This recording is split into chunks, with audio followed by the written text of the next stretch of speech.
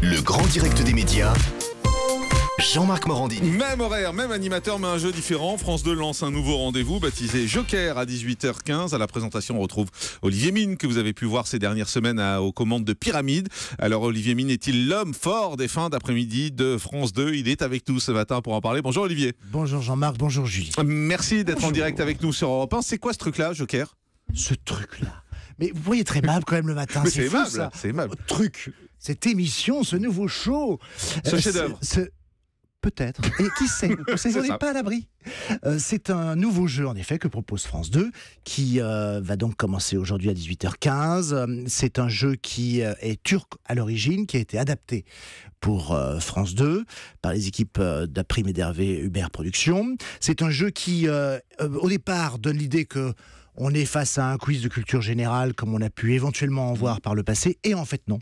C'est tout à fait autre chose dans sa mécanique, mais également dans sa lumière, dans ses codes couleurs, dans sa scénographie. Rien à voir avec les jeux classiques comme de ce type-là, dirons-nous. C'est un jeu qui est produit par Hubert Productions, qui fait le juste prix, qui fait les reines du shopping, qui fait mot de passe également. Donc c'est quelque chose d'assez moderne. C'est très TF1, quoi. Ça n'est pas... Je ne sais pas, qu'est-ce que vous entendez par très TF1 ?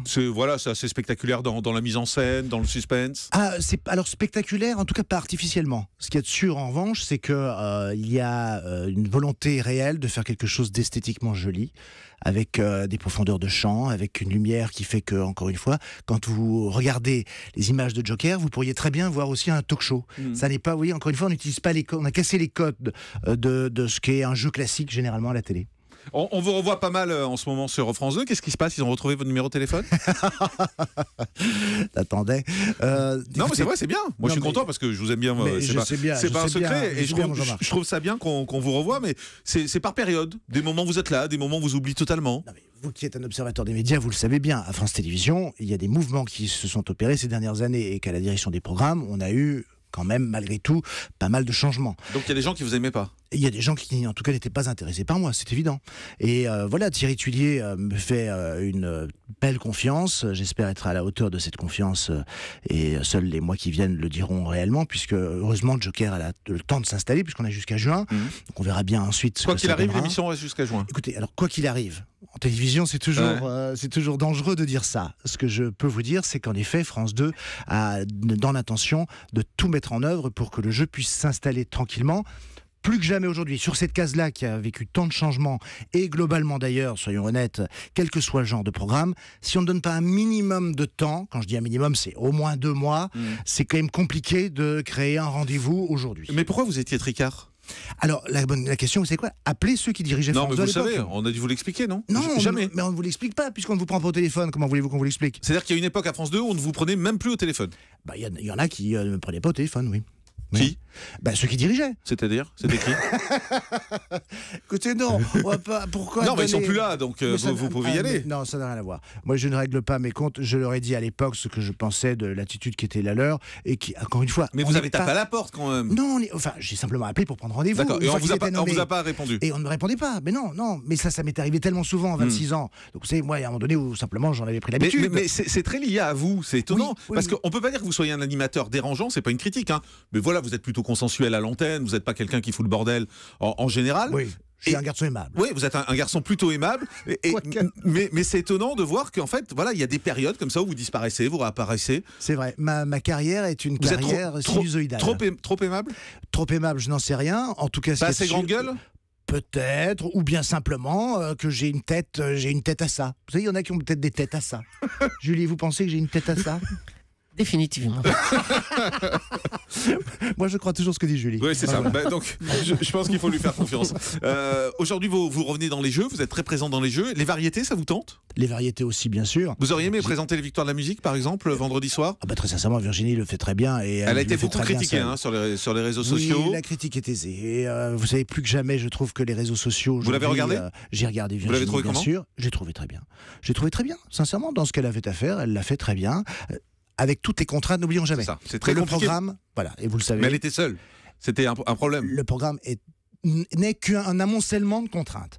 Ce qui a été le cas à un moment donné avec les victoires, avec la fête de la musique que j'ai présentée pendant 3 ans, et contre d'ailleurs l'avis de un peu le producteur et du diffuseur même, j'ai cassé ces contraintes-là pendant le direct, parce que ce qui est bien, c'est que pendant le direct, vous êtes seul maître à bord avec le chef de chaîne qui peut éventuellement couper le signal si ça dérange la chaîne à ce point. Mais donc voilà, j'ai pris le pouvoir à ce moment-là, quelquefois, pendant le direct de la fête de la musique. Mais pour revenir à votre question, oui, présenter des variétés dans ces contextes-là, c'est absolument merveilleux. À l'époque, on était devant 200 000 personnes à l'hippodrome d'Auteuil. C'est des choses qu'on n'oublie pas. J'aimerais beaucoup refaire des émissions de variété aussi. Donc sûr. vous lancez un appel à la chaîne pour refaire des émissions de variété? Ah non, mais je lance pas un appel. Vous me posez la question simplement. Non, mais sur je vous demande si vous lancez un appel. Attendez, il y avait un point d'interrogation à la fin de ma phrase. Très bien, excusez-moi. Mais non, pas du tout. Moi, je suis très heureux avec les jeux pour l'instant. On ne peut pas dire que je sois mal servi, loin de là. Donc non, pour l'instant, tout va bien de ce point de vue. C'est un exercice difficile de faire des jeux parce qu'on voit que c'est désormais, en tout cas dans la télévision d'aujourd'hui, très incarné par les présentateurs qui font leur show régulièrement. On voit ça sur TF1, on voit ça avec Julien Lepers depuis longtemps sur France 3 avec Cyril Ferraud et Slam. Vous vous êtes dit que vous aviez envie, vous, d'incarner à ce point les jeux? C'est-à-dire qu'en tout cas, ce qu'il y a de sûr, c'est que ce que je faisais sur La Cible, par exemple, était déjà finalement très incarné. La seule chose, c'est que comme la mécanique était très forte et très lourde, au montage, il coupait tout ce qui était de l'ordre de l'humeur, de ce qu'on appelle l'humeur et de l'ambiance. En tout cas, beaucoup. Aujourd'hui, dans ce programme-là, Joker, c'est vrai que c'est à la fois une émission de jeu, mais c'est aussi une émission d'ambiance et d'humeur. C'est aussi une émission de divertissement. Et des premières émissions que j'ai vues monter, ce qui est formidable, c'est qu'ils ont gardé en effet toutes les réactions qui sont les miennes et qui ne sont pas des réactions forcées, parce que je n'ai jamais en fait été, je crois, dans un jeu de plateau, j'entends, aussi naturel. Fort Boyard m'y a aidé beaucoup ces dernières années, mais j'ai jamais été aussi naturel et aussi libre en fait. Ça a été une ère de jeu, ces tournages de Joker, absolument merveilleuse de ce point de vue-là. Je ne me suis rien interdit et surtout, la chaîne ne s'est pas de son côté interdite à me laisser libre comme elle le voulait. Vous allez refaire Fort Boyard cette année? Écoutez, c'est bien parti, nous en discutons. Sûr? Non, mais quand je dis c'est bien parti, c'est parce que j'ai toujours rien signé. Ça fait 13 ans que c'est comme ça, donc je ne m'en fais pas plus que ça. Mais oui, on est en train de réfléchir à la nouvelle mouture, parce qu'on va garder les fondamentaux, mais d'année en année, vous le savez, l'émission n'arrête pas de changer, de progresser, de proposer d'autres choses pour surprendre les téléspectateurs. Et mon petit camarade Willy qui sera de la partie aussi. Et on travaille sur une... L'affaire Passe-Partout, non? Et le poste est occupé, vous le savez. Mais il a d'autres flèches, d'autres cordes à son arc et d'autres flèches dans sa besace. Voilà. Un mot plus sérieusement, j'étais surpris de vous entendre parler de politique. Quand ça? Dans le Buzz TV Mag. Oh non, mais c'est parce que... Vous avez parlé de votre soutien à François Hollande. Mais non, mais j'ai pas parlé de ça. En disant, je ne regrette pas d'avoir soutenu François Hollande. Mais non, mais il me pose une question par rapport aux élections présidentielles de l'époque, en me disant, alors, il paraît que vous aviez soutenu le candidat Hollande, est-ce que vous ne regrettez pas aujourd'hui? J'ai simplement répondu que voilà, je ne suis pas homme à regretter des choses que j'ai pu faire à une époque. Point barre. Après, c'est le jeu du Figaro, du buzz, de tout ça, de vouloir absolument revenir sur ce terrain-là.